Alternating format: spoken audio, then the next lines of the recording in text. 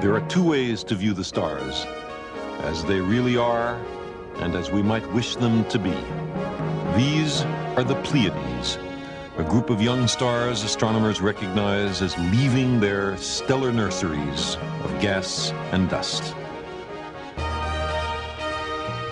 And this is the Crab Nebula, a stellar graveyard where gas and dust are being dispersed back into the interstellar medium. Inside it is a dying pulsar. Both the Pleiades and the Crab Nebula are in a constellation that astrologers long ago named Taurus the Bull. They imagined it to influence our daily lives. Astronomers say that the planet Saturn is an immense globe of hydrogen and helium, encircled by a ring of snowballs 50,000 kilometers wide, and that Jupiter's great red spot is a giant storm raging for perhaps 1 million years. But the astrologers see the planets as affecting human character and fate. Jupiter represents a regal bearing and a gentle disposition. And Saturn, the gravedigger, fosters, they say, mistrust, suspicion, and evil. To the astronomers, Mars is a place as real as the Earth, a world awaiting exploration. But the astrologers see Mars as a warrior, the instigator of quarrels, violence, and destruction.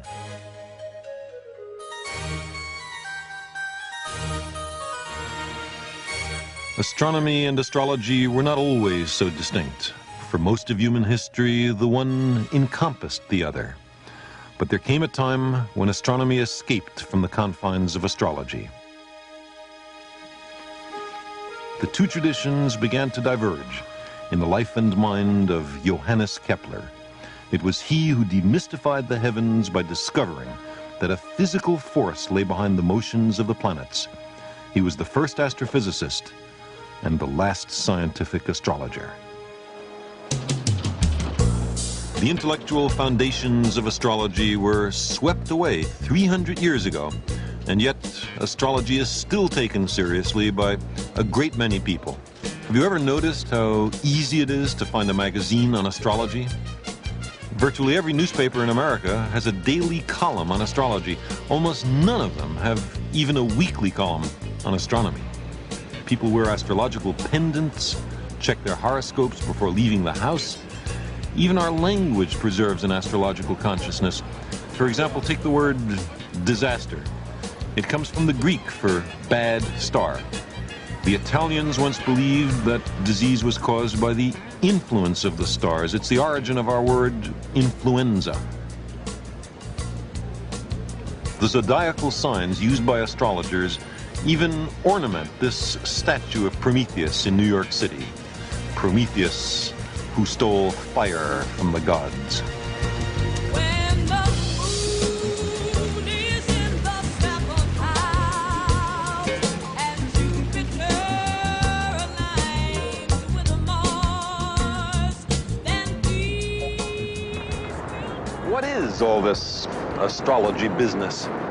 Fundamentally, it's the contention that which constellations the planets are in at the moment of your birth profoundly influences your future.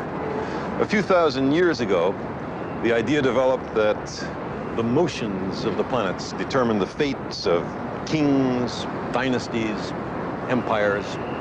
Astrologers studied the motions of the planets and asked themselves what had happened last time that, say, Venus was rising in the constellation of the Goat. Maybe something similar would happen this time as well. It was a subtle and risky business. Astrologers became employed only by the state.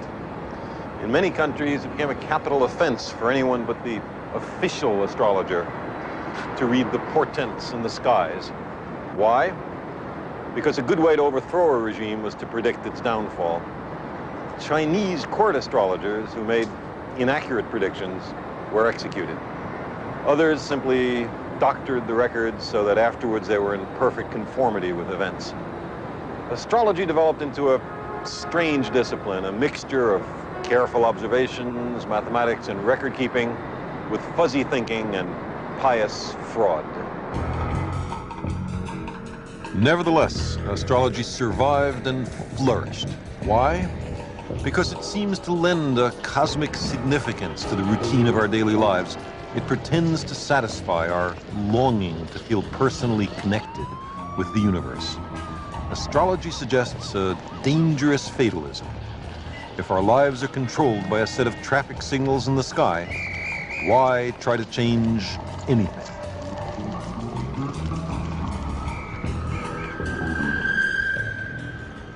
Here, look at this. Here's two different newspapers published in the same city on the same day.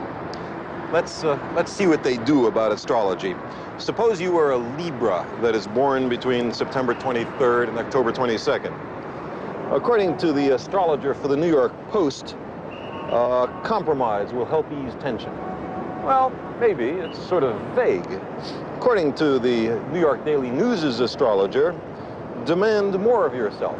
Well, also vague, but also pretty different. It's interesting that these predictions are not predictions. They tell you what to do. They don't say what's going to happen. They're consciously designed to be so vague that it could apply to anybody, and they disagree with each other. Astrology can be tested by the lives of twins. There are many real cases like this. One twin is killed in childhood in, say, a riding accident, or is struck by lightning, but the other lives to a prosperous old age. Suppose that happened to me. My twin and I would be born in precisely the same place and within minutes of each other. Exactly the same planets would be rising at our births. If astrology were valid, how could we have such profoundly different fates? It turns out that astrologers can't even agree among themselves what a given horoscope means. In careful tests, they're unable to predict the character and future of people they know nothing else about except the time and place of birth. Also, how could it possibly work? How could the rising of Mars at the moment of my birth affect me, then or now? I was born in a closed room. Light from Mars couldn't get in. The only influence of Mars which could affect me was its gravity. But the gravitational influence of the obstetrician was much larger than the gravitational influence of Mars. Mars is a lot more massive, but the obstetrician was a lot closer.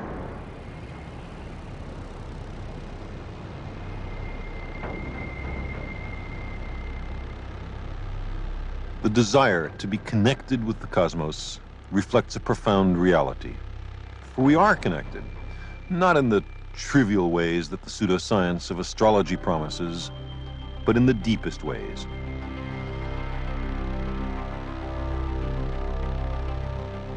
Our little planet is under the influence of a star. The sun warms us, it drives the weather, it sustains all living things. 4 billion years ago, it brought forth life on Earth. But our sun is only one of 1 billion trillion stars within the observable universe. And those countless suns all obey natural laws, some of which are already known to us. How did we discover that there are such laws? If we lived on a planet where nothing ever changed, there wouldn't be much to do. There'd be nothing to figure out. There'd be no impetus for science. And if we lived in an unpredictable world, where things changed in random or very complex ways, we wouldn't be able to figure things out.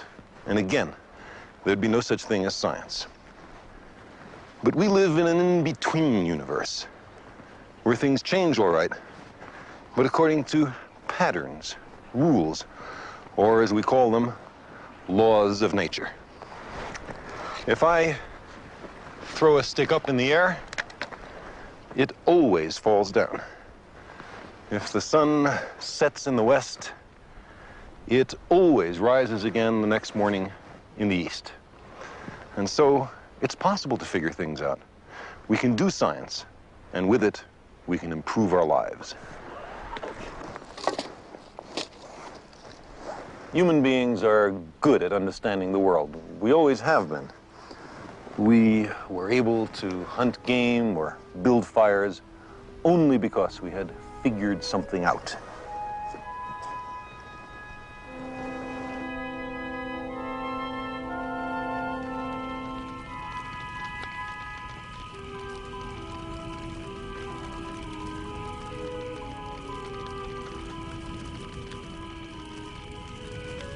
There once was a time, before television, before motion pictures, before radio, before books, the greatest part of human existence was spent in such a time.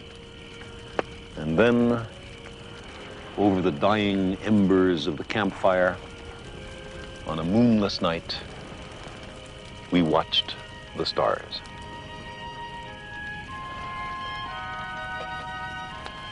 The night sky is interesting. There are patterns there.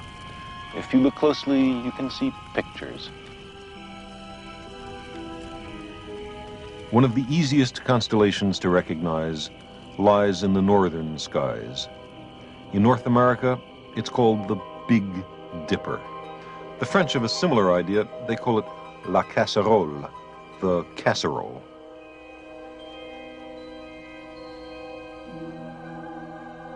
In medieval England, the same pattern of stars reminded people of a simple wooden plow.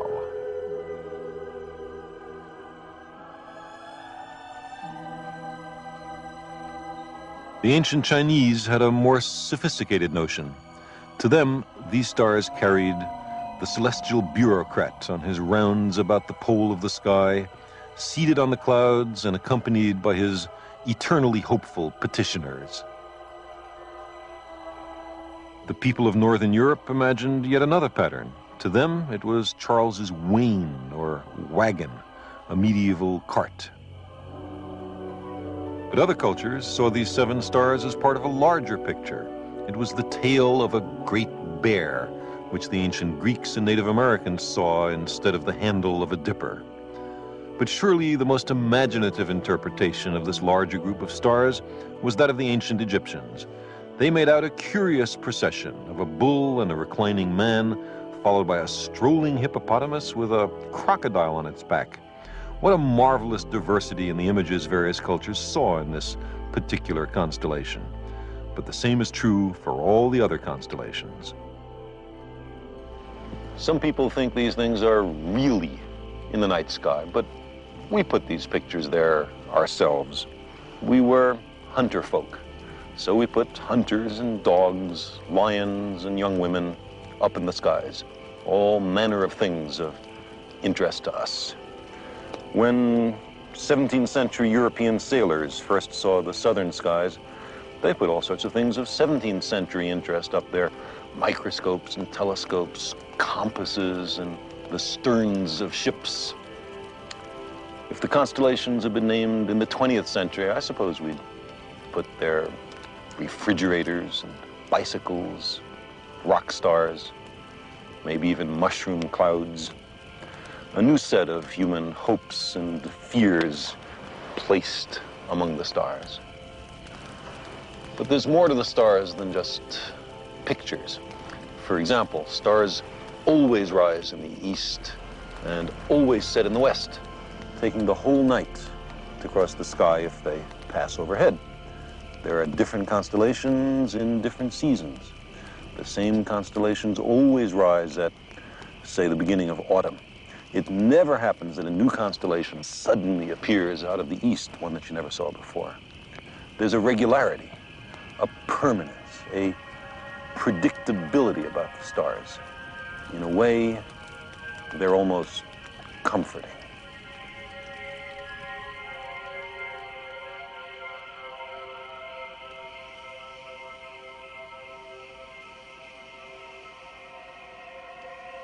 The return of the sun after a total eclipse.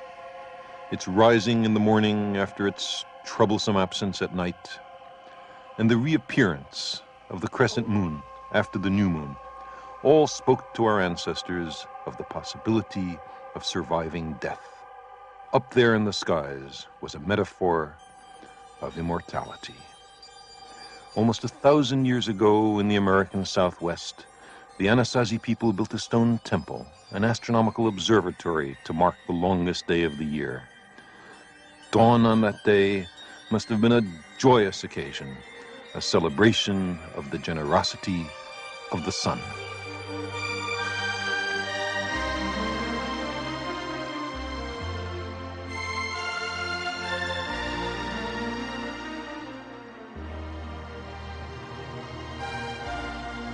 They built this ceremonial calendar so that the sun's rays would penetrate a window and enter a particular niche on this day alone.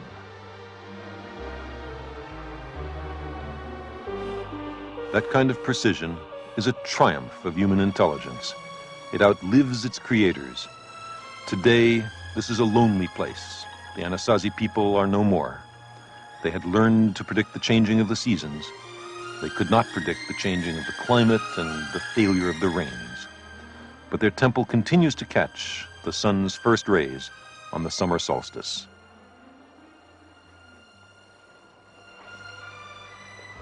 I imagine the Anasazi people gathered in these pews every June 21st, dressed with feathers and turquoise to celebrate the power of the sun.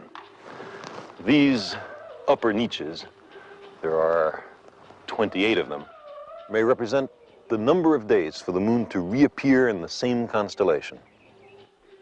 These people paid a lot of attention to the sun and the moon and the stars. And other devices based on somewhat similar designs can be found in Angkor Wat in Cambodia, Stonehenge in England, Abu Simbel in Egypt, Chichen Itza in Mexico, and in the Great Plains of North America. Now, why did people all over the world go to such great trouble to teach themselves astronomy? It was literally a matter of life and death to be able to predict the seasons. We hunted antelope or buffalo whose migrations ebbed and flowed with the seasons. Fruits and nuts were ready to be picked in some times and not in others. When we invented agriculture, we had to take care and sow our seeds and harvest our crops at just the right season. Annual meetings of far-flung nomadic peoples were set for prescribed times.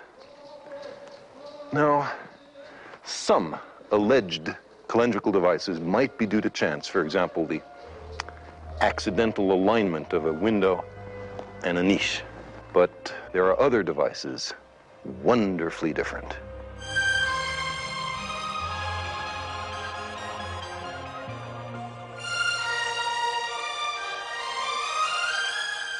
Today, only the dry ruins of the great Anasazi cities have survived the ravages of time. Not far from these ancient cities, in an almost inaccessible location, there is another solstice marker, this one of singular and unmistakable purpose. The deliberate arrangement of 3 great stone slabs allows a sliver of sunlight to pierce the heart of a carved spiral, only at noon on the longest day of the year.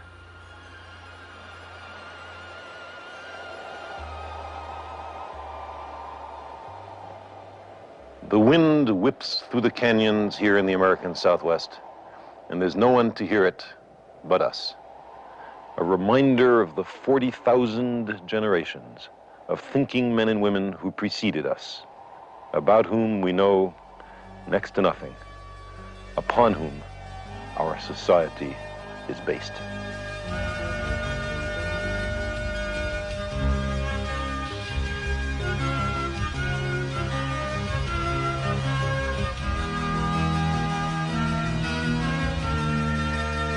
When our prehistoric ancestors studied the sky after sunset, they observed that some of the stars were not fixed with respect to the constant pattern of the constellations.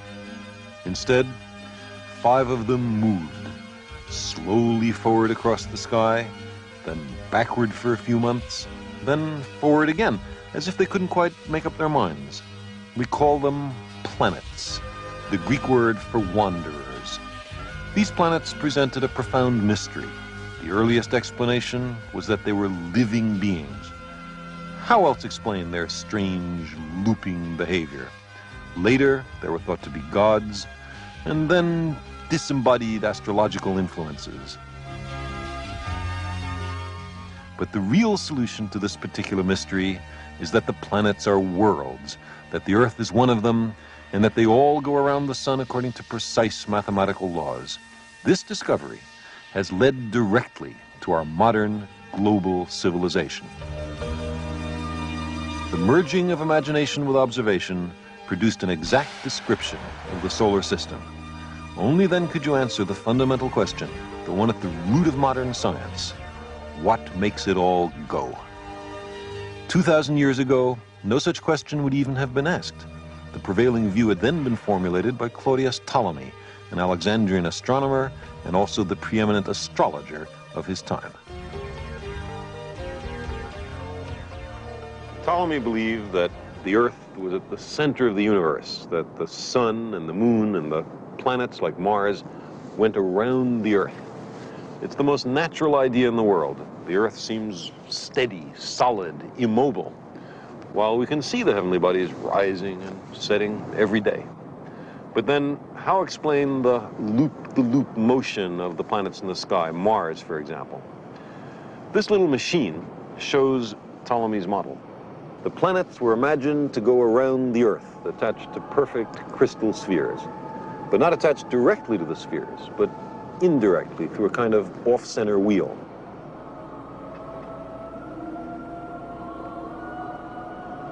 The sphere turns, the little wheel rotates, and as seen from the Earth, Mars does its loop-the-loop.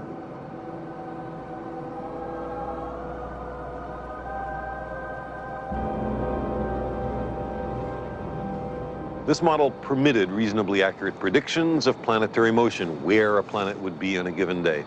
Certainly good enough predictions for the precision of measurement in Ptolemy's time and much later.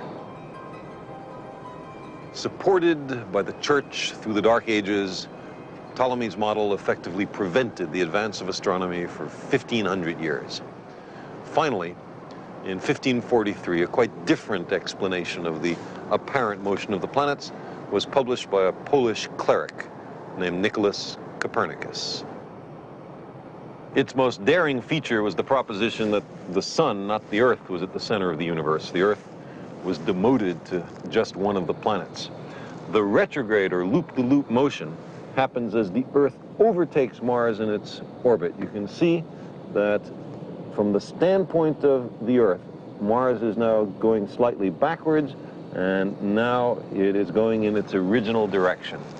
This Copernican model worked at least as well as Ptolemy's crystal spheres.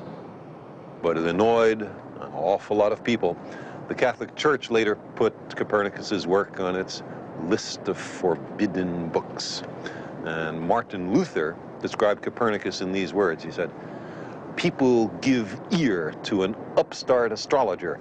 This fool wishes to reverse the entire science of astronomy."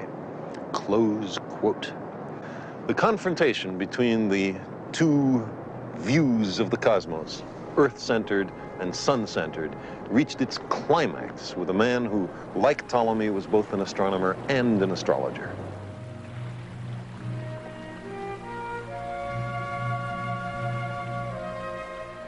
He lived in a time when the human spirit was fettered and the mind chained, when angels and demons and crystal spheres were imagined up there in the skies. Science still lacked the slightest notion of physical laws underlying nature. But the brave and lonely struggle of this man was to provide the spark that ignited the modern scientific revolution. Johannes Kepler was born in Germany in 1571. He was sent to the Protestant seminary school in the provincial town of Maulbronn to be educated for the clergy. It was a strict, disciplined life, up before dawn to begin a long day of prayer and study.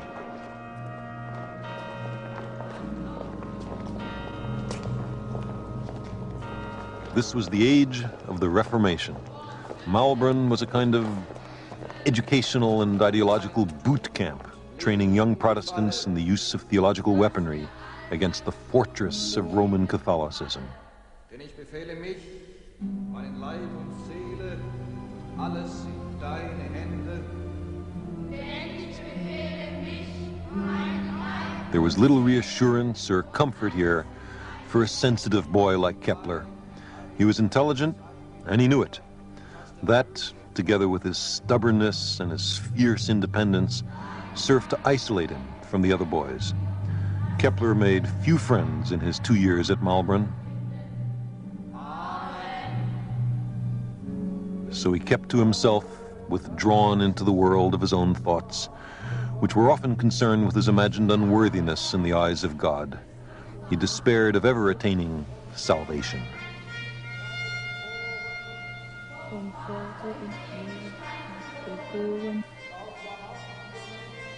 But God to him was more than punishment. God was also the creative power of the universe. And the young Kepler's curiosity about God was even greater than his fear. He wanted to know God's plan for the world. He wanted to read the mind of God. This was his obsession. It was to inspire all his great achievements. It was to take him and Europe out of the cloister of medieval thought.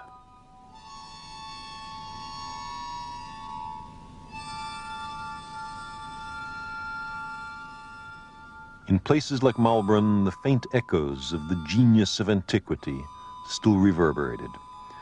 Here, in addition to theology, Kepler was exposed to Greek and Latin, music and mathematics.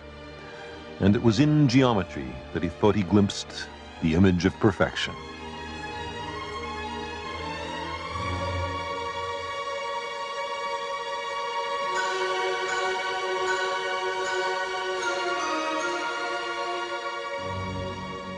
He was later to write, "Geometry existed before the creation. It is co-eternal with the mind of God. Geometry provided God with a model for the creation. Geometry is God himself."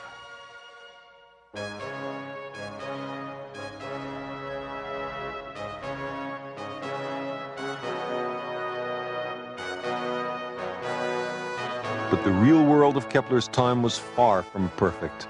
It was haunted by fear, pestilence, famine, and war. Superstition was a natural refuge for people who were powerless. Only one thing seemed certain: the stars themselves. It was remembered that in ancient times the astrologer Ptolemy and the sage Pythagoras had taught that the heavens were harmonious and changeless. And Ptolemy had said that the motions of the planets through the stars of the zodiac were portents of events here below. Was it the influence of Mars and Venus that made his father a brutal man, a mercenary who had abandoned him?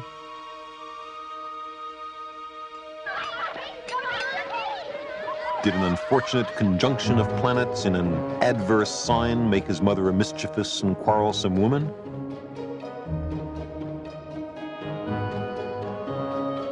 If such things were fated by the stars, then perhaps there were hidden patterns underlying the unpredictable chaos of daily life.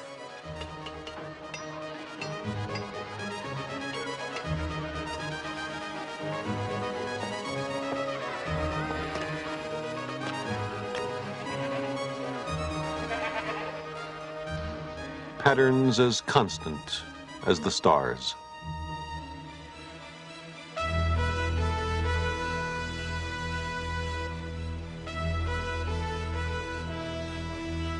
But how could you discover them?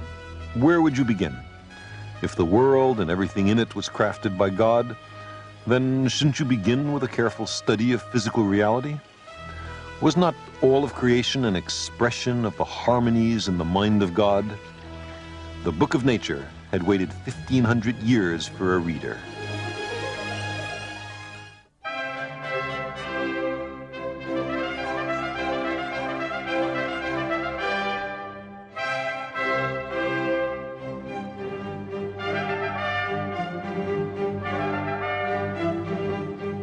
1589, Kepler left Malbrunn to continue his studies at the great university in Tübingen.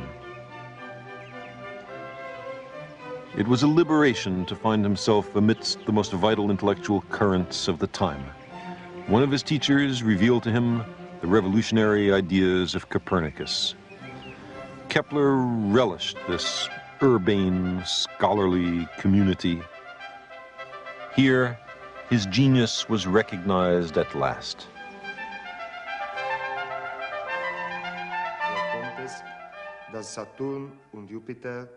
Kepler was not to be ordained after Tübingen.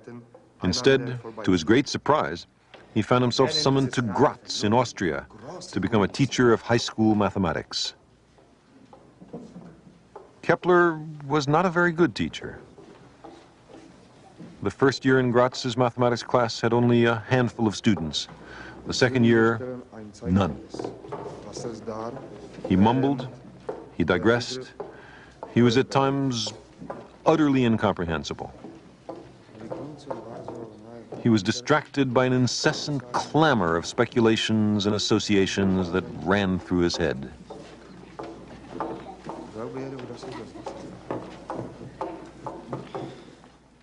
And one pleasant summer afternoon, with his students longing for the end of the lecture, he was visited by a revelation that was to alter radically the future course of astronomy and the world.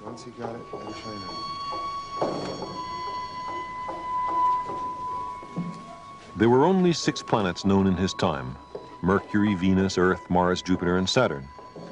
For some time, Kepler had been wondering, why only 6 planets? Why not 20 planets or 100? And why this particular spacing between their orbits? No one had ever asked such questions before. In the course of a lecture on astrology, Kepler inscribed within the circle of the zodiac a triangle with 3 equal sides. He then noticed, quite by accident, that a smaller circle inscribed within the triangle bore the same relationship to the outer circle as did the orbit of Jupiter to the orbit of Saturn. Could a similar geometry relate the orbits of the other planets? Now Kepler remembered the perfect solids of Pythagoras. Of all the possible 3-dimensional shapes, there were 5, and only 5, whose sides were regular polygons. He believed that the 2 numbers were connected, that the reason there were only 6 planets was that there were only 5 regular solids. In these perfect solids, nested one within the other, he believed he had discovered the invisible supports for the spheres of the 6 planets.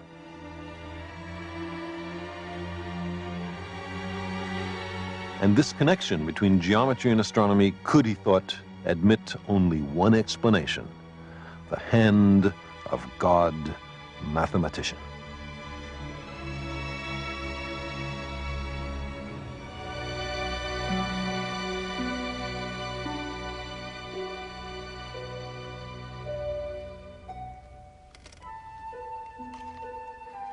The intense pleasure I received from this discovery can never be told in words, he said.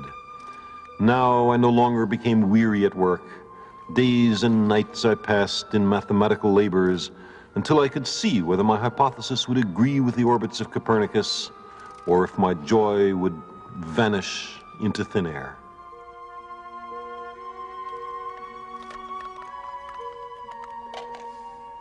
But no matter how hard he tried, the perfect solids and the planetary orbits did not agree with each other very well.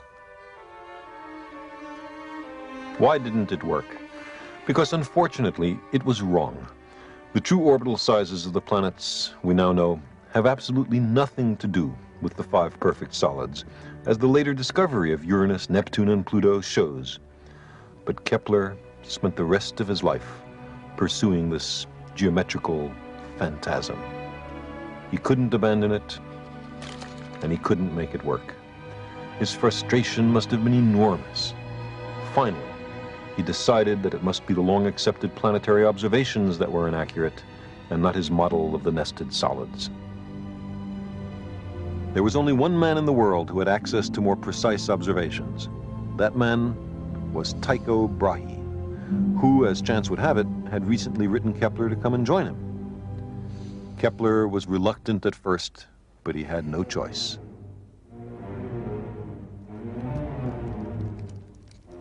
In 1598, a wave of oppression enveloped Graz. It was spearheaded by the local Archduke, who vowed to restore the Catholic faith to the province and, in his own words, would rather make a desert of the country than rule over heretics.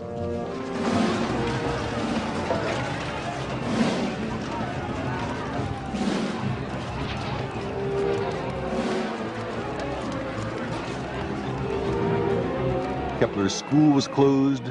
People were forbidden to worship or to sing hymns or to own books of a heretical nature. Those who refused to embrace Catholicism were fined 10% of their assets and exiled from the country on pain of death. Kepler chose exile.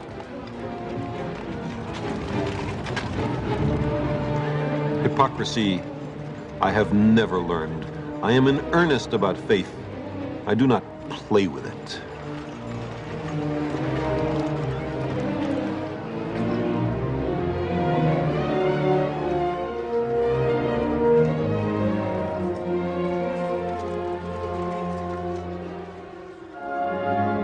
For Kepler, it was only the first in a series of exiles forced upon him by religious fanatics.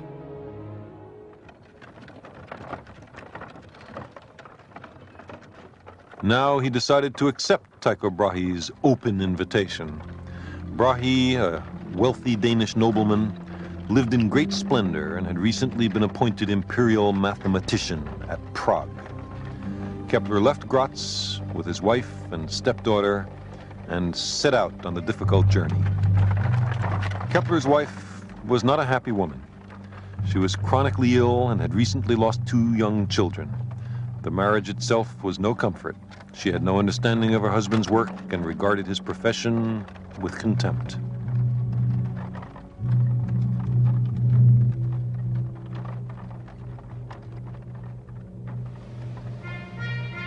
Kepler was married to his work, and every tedious mile was bringing him closer to the great Tycho Brahe, whose observations, he devoutly hoped, would confirm his theory. Kepler envisioned Tycho's domain as a sanctuary from the evils of the time. He aspired to be a worthy colleague to the illustrious Tycho, who for 35 years had been immersed in exact measurements of a clockwork universe, ordered and precise.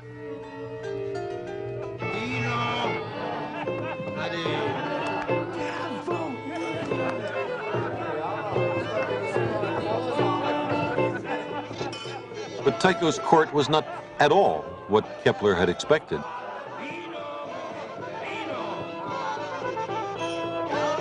Tycho himself was a flamboyant figure, adorned with a gold nose.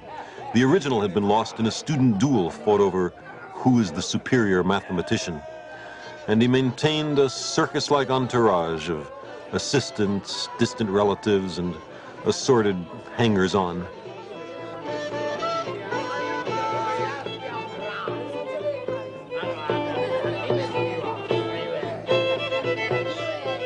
Kepler had no use for the endless revelry. He was impatient to see Tycho's data, but Tycho would give him only a few scraps at a time. Tycho, he said, gave me no opportunity to share in his studies. He would only, in the course of a meal and in between other matters, mention, as if in passing, today the figure of the apogee of one planet, tomorrow the nodes of another. Kepler was ill-suited for such games, and the general climate of intrigue offended his sense of propriety.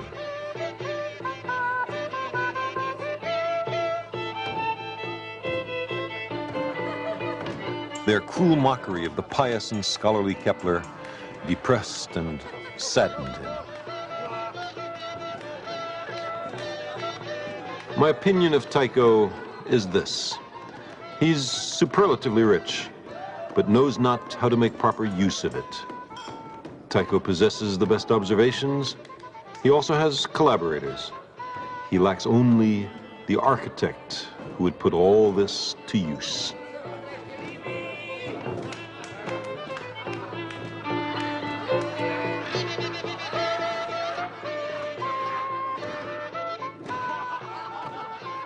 Tycho was unable to turn his observations into a coherent theory of the solar system. He knew he needed the brilliant Kepler's help. But simply to hand over his life's work to a potential rival, that was unthinkable.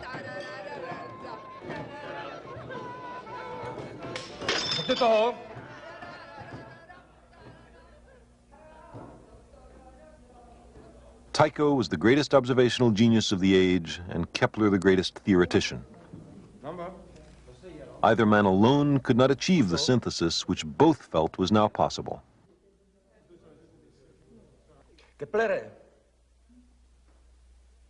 The birth of modern science, which is the fusion of observation and theory, teetered on the precipice of their mutual distrust.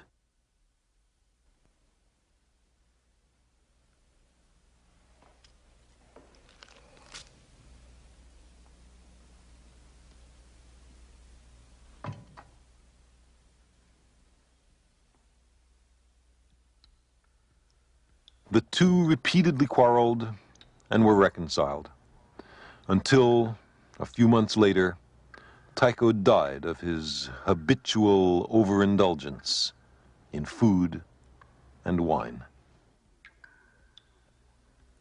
Kepler wrote to a friend, on the last night of Tycho's gentle delirium, he repeated over and over again these words, like someone composing a poem.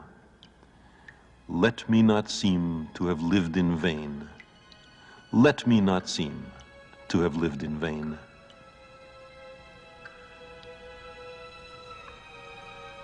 And he did not. Eventually, after Tycho's death, Kepler contrived to extract the observations from Tycho's reluctant family, observations of the apparent motion of Mars through the constellations obtained over a period of many years. The data from the last few decades before the invention of the telescope were by far the most precise ever obtained up to that time. Kepler worked with a kind of passionate intensity to understand Tycho's observations. What real motions of the Earth and Mars about the Sun could explain to the precision of measurement the apparent motion as seen from the Earth of Mars in the sky. And why Mars? Because Tycho had told Kepler that the apparent motion of Mars was the most difficult to reconcile with a circular orbit. After years of calculation, he believed that he had found the correct values for a Martian circular orbit which matched 10 of Tycho Brahe's observations within 2 minutes of arc. Now, there are 60 minutes of arc in an angular degree, and of course, 90 degrees from horizon to zenith. So a few minutes of arc is a very small quantity to measure, especially without a telescope. But Kepler's ecstasy of discovery soon crumbled into gloom, because 2 further observations by Tycho were inconsistent with his orbit by as much as 8 minutes of arc. Kepler wrote, "If I had believed that we could ignore these 8 minutes, I would have patched up my hypothesis accordingly. But since it was not permissible to ignore them, those 8 minutes pointed the road to a complete reformation of astronomy." The difference between a circular orbit and the true orbit of Mars could be distinguished only by precise measurement and by a courageous acceptance of the facts. Kepler was profoundly annoyed at having to abandon a circular orbit. It shook his faith in God as the maker of a perfect celestial geometry. Having cleaned the stable of astronomy of circles and spirals, he said, he was left with only a single cartful of dung. He tried various oval-like curves, calculated away, made some arithmetical mistakes, which caused him, in fact, to reject the correct answer. And months later, in some desperation, tried the formula for the first time for an ellipse. The ellipse matched the observations of Tycho beautifully. In such an orbit, the sun is not at the center, but is offset. It's at one focus of the ellipse. When a given planet is at the far point in its orbit from the sun, it goes more slowly. As it approaches the near point, it speeds up. Such motion is why we describe the planets as forever falling towards the sun, but never reaching it. Kepler's first law of planetary motion is simply this: a planet moves in an ellipse with the sun at one focus. As the planet moves along its orbit, it sweeps out, in a given period of time, an imaginary wedge-shaped area. When the planet is far from the sun, the area is long and thin. When the planet is close to the sun, the area is short and squat. Although the shapes of these wedges are different, Kepler found that their areas are exactly the same. This provided a precise mathematical description of how a planet changes its speed in relation to its distance from the sun. Now, for the first time, astronomers could predict exactly where a planet would be, in accordance with a simple and invariable law. Kepler's second law is this: a planet sweeps out equal areas in equal times. Kepler's first two laws of planetary motion may seem a little remote and abstract. All right, planets move in ellipses and they sweep out equal areas in equal times. So what? It's not as easy to grasp as circular motion. We might have a tendency to dismiss it, to say it's a mere mathematical tinkering, something removed from everyday life. But these are the laws our planet itself obeys, as we, glued by gravity to the surface of the Earth, hurtle through space. We move in accord with laws of nature, which Kepler first discovered. When we send spacecraft to the planets, when we observe double stars, when we examine the motion of distant galaxies, we find that all over the universe, Kepler's laws are obeyed. Many years later, Kepler came upon his third and last law of planetary motion, a law which relates the motion of the various planets to each other, which lays out correctly the clockwork of the solar system. He discovered a simple mathematical relationship between the size of a planet's orbit and the average speed at which it travels around the sun. This confirmed his long-held belief that there must be a force in the sun that drives the planets, a force stronger for the inner fast-moving planets and weaker for the outer slow-moving planets. Isaac Newton later identified that force as gravity, answering at last the fundamental question: what makes the planets go? Kepler's third, or harmonic law, states that the squares of the periods of the planets, the time for them to make one orbit, are proportional to the cubes, the third power, of their average distances from the sun. So the further away a planet is from the sun, the slower it moves, but according to a precise mathematical law. Kepler was the first person in the history of the human species to understand correctly and quantitatively how the planets move, how the solar system works.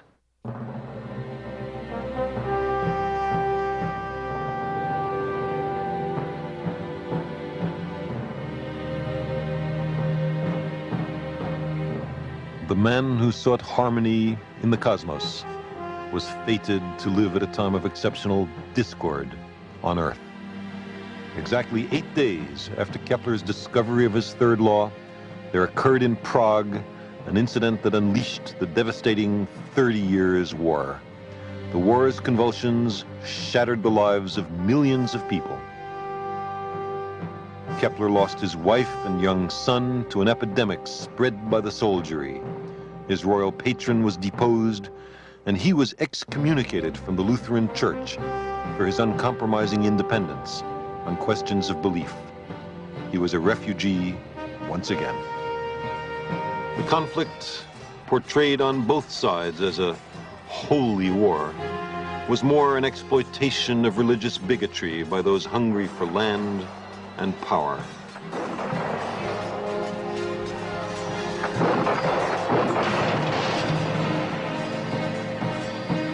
This war introduced organized pillage to keep armies in the field. The brutalized population of Europe stood by helpless as their plowshares and pruning hooks were literally beaten into swords and spears. Rumor and paranoia swept through the countryside, enveloping especially the powerless. Among the many scapegoats chosen were elderly women living alone who were charged with witchcraft.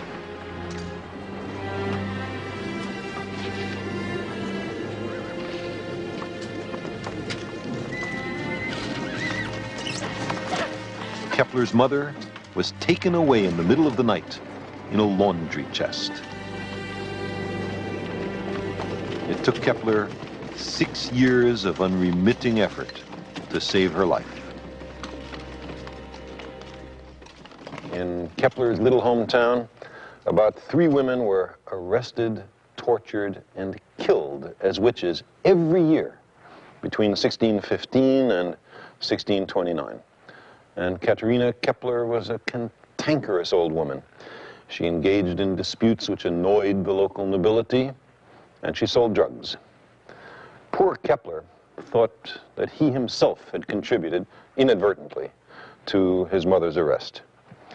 It came about because he had written one of the first works of science fiction. It was intended to explain and popularize science and was called The Somnium, the Dream.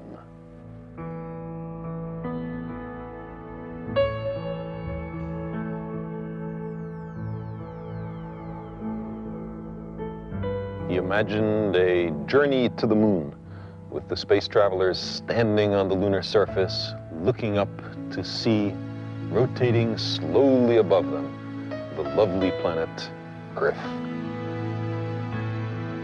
Part of the basis for the charge of witchcraft was that, in his dream, Kepler used his mother's spells to leave the Earth. But he really believed that one day human beings would launch celestial ships with sails adapted to the breezes of heaven, filled with explorers who, he said, would not fear the vastness of space. He speculated on the mountains, valleys, craters, climate, and possible inhabitants of the moon. Before Kepler, astronomy had little connection with physical reality. But with Kepler came the idea that a physical force moves the planets in their orbits. He was the first to combine a bold imagination with precise measurements to step out into the cosmos. It changed everything.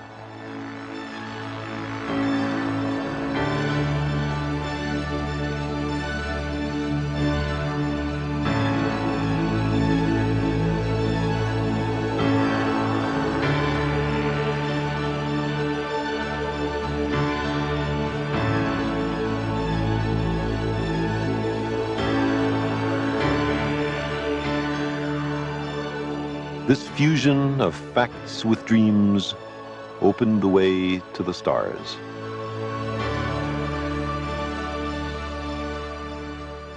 As a boy, Kepler had been captured by a vision of cosmic splendor, a harmony of the worlds, which he sought so tirelessly all his life. Harmony in this world eluded him. His 3 laws of planetary motion represent, we now know, a real harmony of the worlds. But to Kepler, they were only incidental to his quest for a cosmic system based on the perfect solids, a system which, it turns out, existed only in his mind. Yet, from his work, we have found that scientific laws pervade all of nature, that the same rules apply on Earth as in the skies, that we can find a resonance, a harmony between the way we think and the way the world works. When he found that his long-cherished beliefs did not agree with the most precise observations, he accepted the uncomfortable facts. He preferred the hard truth to his dearest illusions. That is the heart of science.